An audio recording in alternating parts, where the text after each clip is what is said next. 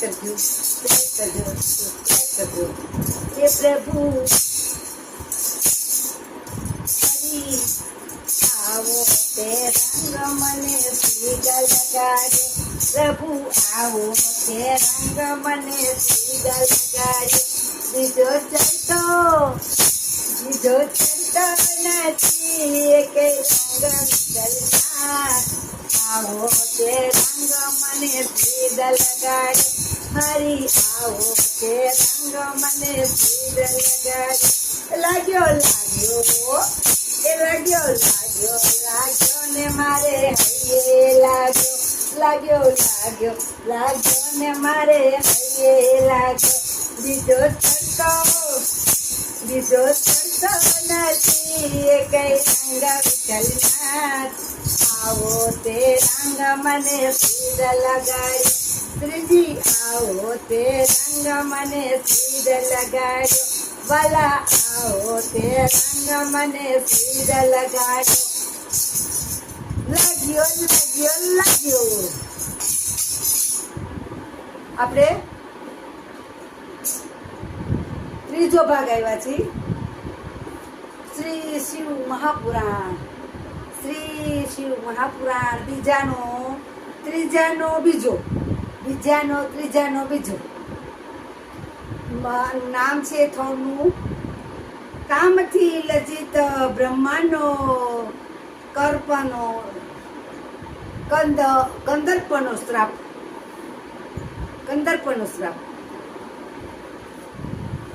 આપણે દીકરા સંધ્યા સવારે ઉઠતા, બપોરે જમતા, સાંજે સૂતા, બાળકોને લેવડાવશું. દાદાના કેન્દ્રમાં જાજો, બધા સ્વાધ્યાયમાં જાજો, બાળકોને સાથે લઈને કેન્દ્રમાં લઈ જાજો. જેથી કરીને આપણા બાળકોને સારા વિચાર, સારા સંસ્કાર મળે. દાદાએ તો અબજો માણસોને ભેગા કર્યા, બધા અબજો પબ્લિકને ભેગા કર્યા. શું આપણે તો શું કરી શકવાના છીએ? દોડીને બધે ઘસીને એના શમશાનમાં કેવડું પબ્લિક હતું. અને જ્યારે મેં એના દર્શન કર્યા દાદાના, ત્યારે મારે રૂવાડા ઉભા થઈ ગયા હતા. હો, દાદાના પહેલી જ વાર દર્શન કર્યા. જો કોઈક સંત હોય ને, એવા સાક્ષાત એના હૃદયમાં ભગવાનનો વાસ હોય ને, એના તમે દર્શન કરો તો તમે રૂવાડું પૂછી જાય. અમુક જે સંત થઈ ગયેલા છે એ આપણે ઓળખી ના શકીએ, પણ એ સાક્ષાત ભગવાનનું સ્વરૂપ હોય છે. ભગવાને એને જેવી શક્તિ આપે, આપણને આપે, કાનું આપે. દેશ બધે વૃક્ષ મંદિર બંધાવ્યા. પછી સ્વામીજી છે, આવડા વયા ગયા, ઓલા હું નામ, સંતોષ, કેટલા સંતો છે બધા, સાઈ બાબા છે, એ બધા સંત જ હતા. એને તમે દર્શન કરો, ચરણ સ્પર્શ કરી લો તો આપણું પવિત્ર શરીર થઈ જાય. એટલે આપણે આવ્યા છીએ, એક ત્રિકાળ સંધ્યા લેશું. કરાગ્રે વસતે લક્ષ્મી, કર મૂલ્યે સરસ્વતી, કર મધ્યે ગોવિંદમ, પ્રભાતે કર દર્શનમ, સમુદ્ર વસને દેવી, પર્વતસન મંડલે, વિષ્ણુપાત્ની નમસ્તુભ્યમ, આદસ્પર્શ સ્વમે, વસુદેવસ્તં દેવમ, કંસચારૂણમદનમ, દેવકી પરમાનંદ. પ્રભુ મારા વાલા, આ તબિયત મારી બરાબર નથી પ્રભુ, મારા વાલા પ્રભુ, તમારે સદાય આ બધાને સારા વિચાર આપવા.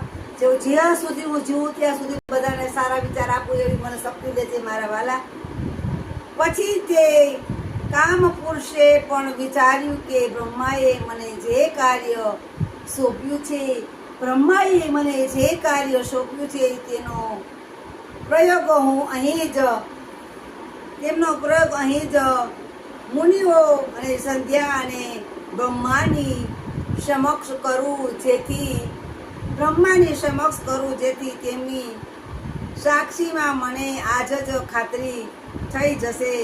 વળી બ્રહ્માએ કહેલી સંધ્યા પણ હમણાં જ વચનથી પ્રેરણા કરશે, અને માટે હું અહીં પ્રયોગો કરી મારા કર્મની પરીક્ષા કરી સર્વને માહું એમ વિચારીને નિશ્ચયપૂર્વક કામદેવ ધનુષ્ય પરમ પુષ્પ બાણો ચડાવી લક્ષ્ય સાધ્યું. પરમ પુષ્પ બહાણ ચડાવી લક્ષણ કાઢ્યું. સૂતજી બોલ્યા, હે મુનિવર, કામદેવે મનુષ્ય ચઢાવ્યું ત્યારે તે ઠેકાણે અત્યંત મન મોહિત કરનારો વાસના વાળો સુગંધી અને વાયુ પ્રસરવા લાગ્યો. તે પણ પુષ્પ બાણોથી બ્રહ્મા સહિત બધા જ તેમના પુત્રો અને પુત્રી સંધ્યા મોહિત થઈને કામ વાસનાના સાગરમાં તરવા લાગ્યા. વાહ પ્રભુ વાહ. બ્રહ્માજી કહે છે, હું પણ મોહિત થયો અને શરૂઆતથી જ સંધ્યાના મનથી સંપાઈ જઈ કંઈક વેકારને પામ્યો. ત્યાર પછી તે જ ત્યાં રહેલા બધાએ સંધ્યા તરફ વિકાર બનીને જોવા લાગ્યા. અમારા બધામાં વિશેનો કામ અત્યંત સળવળવા લાગ્યો. તે સમયે અત્યંત કામી બની અને હું સંધ્યા તરફ જોઈ રહ્યો હતો. મારા શરીરમાંથી 49 ભાવો પ્રગટ્યા હતા. પછી તો કામના બાણથી અસર પામેલી સંધ્યા પણ વારવાર કટાક્ષથી નિયંત્રણવા લાગી અને તેથી તેના ભાવ તરંગો અને ભાવથી ખેંચાઈને હું ધર્મથી પણ વ્યાયામ અને પ્રજાઓને પિતા હોવા છતાં વિકારી ભાવથી સંધ્યા તરફ અભિલાષા કરી. બ્રાહ્મણ શ્રેષ્ઠ મુનિ મરીચી અંત્રી વગેરે બધા જ ઋષિઓ અને દક્ષ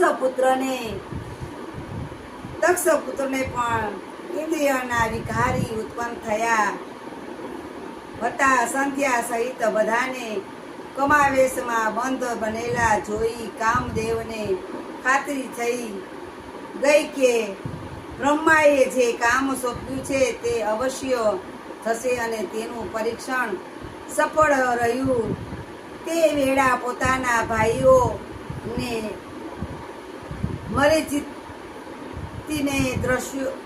દક્ષોને અને પિતા બ્રહ્મને પણ વિકારી બની પાપમાં પ્રવૃત્તિ થતા જોઈને ધર્મ નામના પ્રજાપતિએ ધર્મનું રક્ષણ કરનારા ભગવાન શંકરનું મનથી સ્મરણ કર્યું અને સ્તુતિ કરી. બ્રહ્મા બોલ્યા, એમ જ્યારે ધર્મ સદાશિવને સ્તુતિ કરી તે વખતે સ્વયંભૂ પરમેશ્વર ધર્મનું રક્ષણ કરવા તરત ત્યાં ઉપસ્થિત થયા અને બ્રહ્માને તેમના પુત્રો સહિત 10 વગેરે કામ વેશમાં આવેલા જોઈ મનથી હસવા લાગ્યા. તે શંકર વારવાર હસી ઉડાવતા ખૂબ જ હસતા અને બધાને શર્મિંદા કરતા અને આમ કહેવા લાગ્યા હતા.